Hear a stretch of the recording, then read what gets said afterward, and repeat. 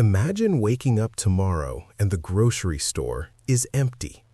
Not just low on stock, empty. No bread, no rice, no cooking oil, nothing. Now imagine that's not a nightmare. That's Tuesday morning in Havana, Cuba. Right now, as you watch this video, an entire nation of 11 million people is staring down a food crisis so severe that government officials are no longer hiding it. They're admitting it publicly. And that should terrify you. Because when a communist government, one that has spent 65 years telling its people everything is fine, finally says we have a problem, the problem is catastrophic. Here's what we know. Cuba's National Food Commission quietly released internal data showing the country has enough food reserves to last approximately 7 days. 7. Not 7 months, not 7 weeks, 7 days.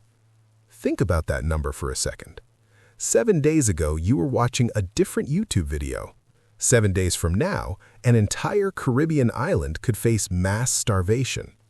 But here's what nobody is telling you. This didn't happen overnight.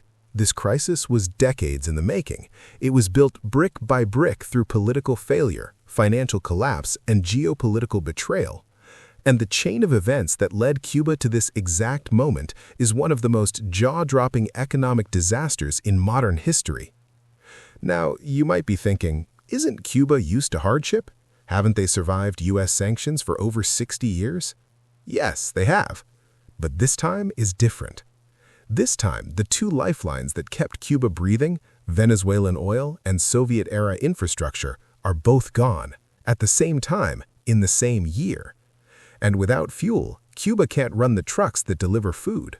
Without trucks, the food rots in warehouses. Without food reaching stores, people go hungry. And when people go hungry long enough, history tells us what happens next.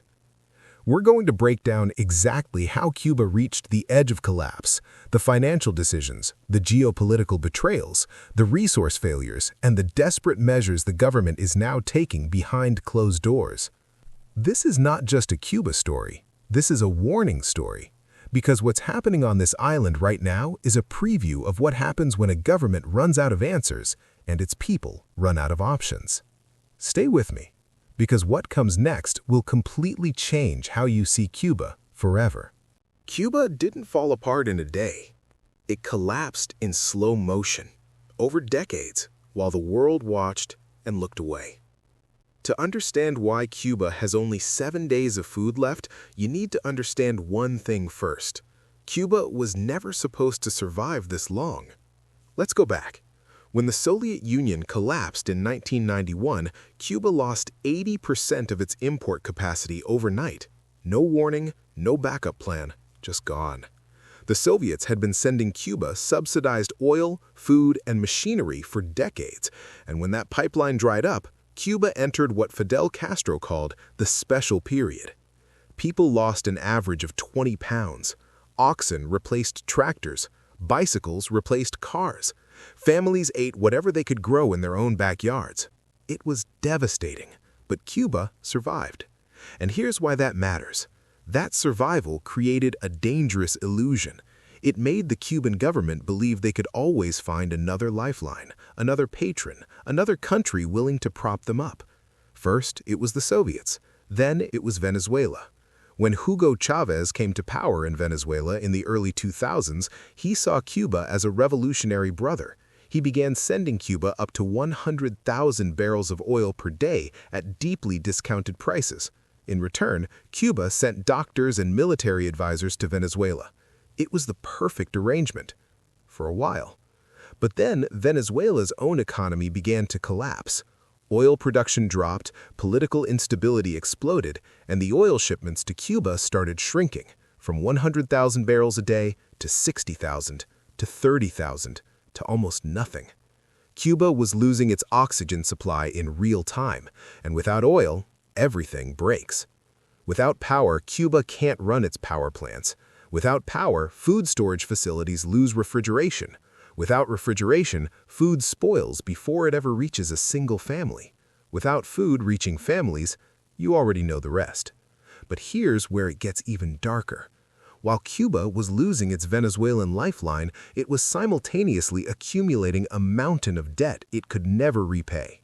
Cuba owes billions to creditors across Russia, China, and Europe, and those creditors are no longer willing to extend patience. The money's gone, the oil is gone, the food reserves are nearly gone. And the Cuban government, the same government that has controlled every aspect of life on this island for 65 years, is now doing something it has almost never done before. It's asking for help. But the question is anyone still willing to answer? When a government starts making secret phone calls, pay attention, because that's exactly what Havana has been doing. Behind closed doors, Cuban officials have been quietly reaching out to every potential ally they have left: Russia, China, Mexico, Algeria, even some European nations that have historically sympathized with the Cuban Revolution. And the responses they're getting back should send chills down your spine, because almost everyone is saying the same thing: no. Let's start with Russia, Cuba's oldest post-Soviet ally.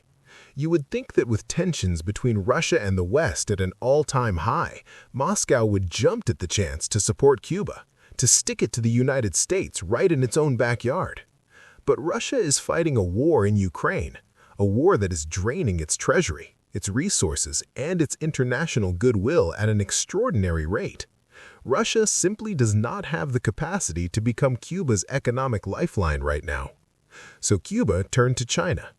China has been expanding its influence across Latin America for years. Cuba seemed like a natural partner, a communist government strategically located just 90 miles from American soil. But here's what most people don't know. China already tried investing heavily in Cuba, and it lost. Cuban state companies took Chinese loans and investments and delivered almost nothing in return. Infrastructure projects stalled. Promised returns never materialized.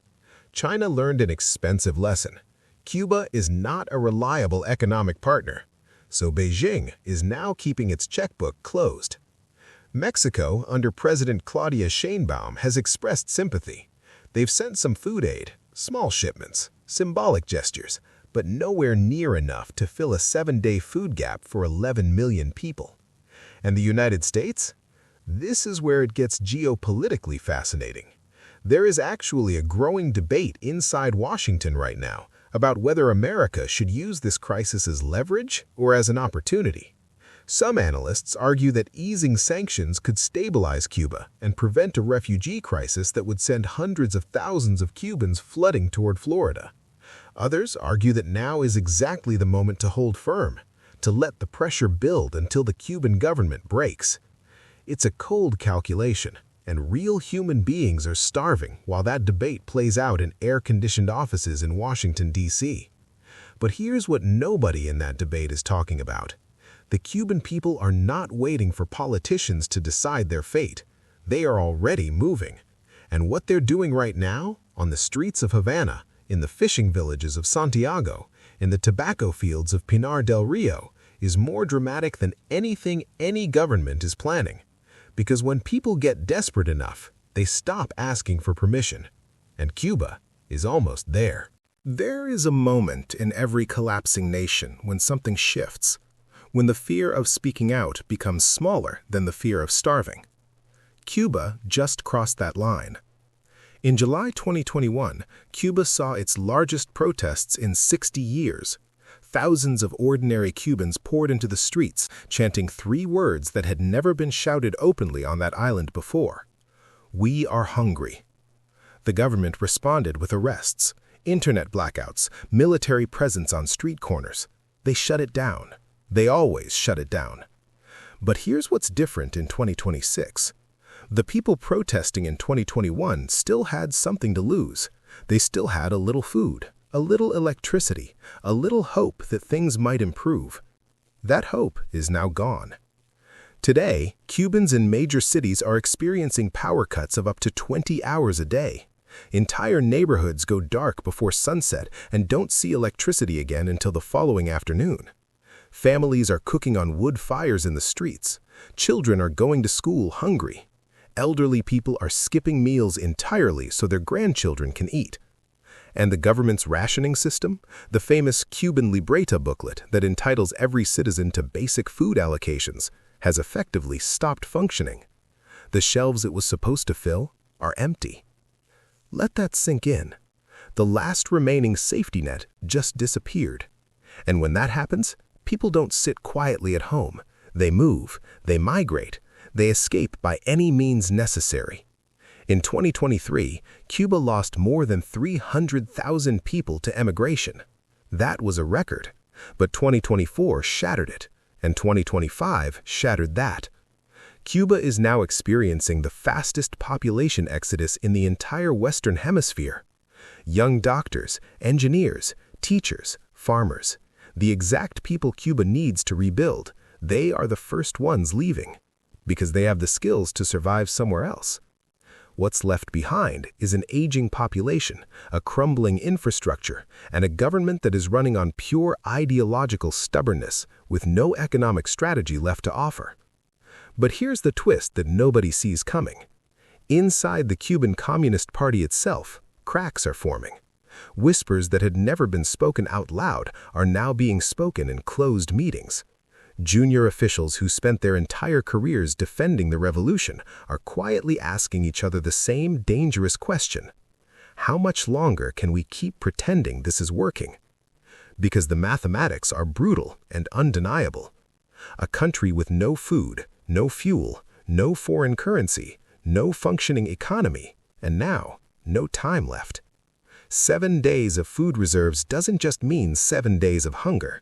It means 7 days until a decision has to be made that will define Cuba's future forever. And that decision, the one being made right now behind the walls of the Palace of Revolution in Havana, is the most consequential choice this island has faced since 1959. What is that decision? And what happens to 11 million people depending on which way it goes? Every empire ends with a meeting nobody talks about. A closed room, tired faces, and a choice that can no longer be avoided. That meeting is happening in Havana right now, and the decision being made inside that room will either save Cuba or finish it. Here is where things stand today. The Cuban government has exactly 3 options left on the table. 3 doors, and every single one of them leads somewhere the revolution never wanted to go. Door number 1, ask the United States for help. This would mean Cuba approaching Washington and offering something in return, political concessions, economic opening, perhaps even the beginning of democratic reforms. For a government that has defined itself for 65 years by its resistance to American imperialism, this would be the ultimate humiliation. But it might be the only option that actually works, because the United States has the resources, the proximity, and frankly, the strategic interest in preventing a failed state 90 miles off its coastline. A stable Cuba is better for Florida than a collapsed Cuba sending 1 million refugees across the Florida Strait. The numbers make sense. The politics make it almost impossible. Door number 2, total economic collapse and regime change. This is the scenario that keeps Cuban officials awake at night, and it's the scenario that history suggests is most likely when a government can no longer feed its people. We have seen it before, in the Soviet Union, in Venezuela, in Zimbabwe, in every nation where the gap between government promises and lived reality became too wide to bridge. When people have nothing left to lose, governments have nothing left to threaten them with. And Cuba's government knows this, which is why the military presence on Cuban streets has quietly doubled in the last 3 months, which is why internet access is being throttled even further, which is why dissidents are being arrested faster than ever before. They are not governing anymore. They are containing, and containment only works until it doesn't. Door number 3, and this is the one nobody is discussing publicly, a managed transition. A small but growing faction inside the Cuban Communist Party is now privately exploring what a controlled opening might look like. Not full democracy overnight, but enough economic liberalization to attract foreign investment, enough political breathing room to stop the exodus, enough pragmatism to keep the lights on. Think China in 1978. Think Vietnam in 1986. communist governments that chose survival over ideological purity and transformed their economies without giving up political control. It has been done before, but it requires something Cuba's leadership has never demonstrated: the courage to admit they were wrong. Here is the brutal truth that this entire story has been building toward. Cuba's crisis is not really a food crisis. It's not really a fuel crisis. It's not even really an economic crisis. It is a crisis of imagination. For 65 years, Cuba's government has operated inside one single story: that the revolution was right, that the enemy was outside, and that resistance was enough to survive. But you cannot eat resistance. You cannot fuel a power plant with ideology. You cannot feed a child with a slogan. 7 days of food is not just a number. It is a deadline, a forcing function, a moment where history demands an answer from a government that has run out of ways to avoid the question. And here is what makes this moment truly historic. Whatever Cuba decides in the coming days will send a shockwave through every authoritarian government on Earth, because every regime watching this, in Pyongyang, in Tehran, in Minsk, is asking themselves the same question: if Cuba falls, are we next? The island that defied the United States for 6 decades, the island that survived the Soviet collapse, the island that outlasted every prediction of its own demise. That island now has 7 days. What happens on day 8, nobody knows, but the world is watching, and history is waiting.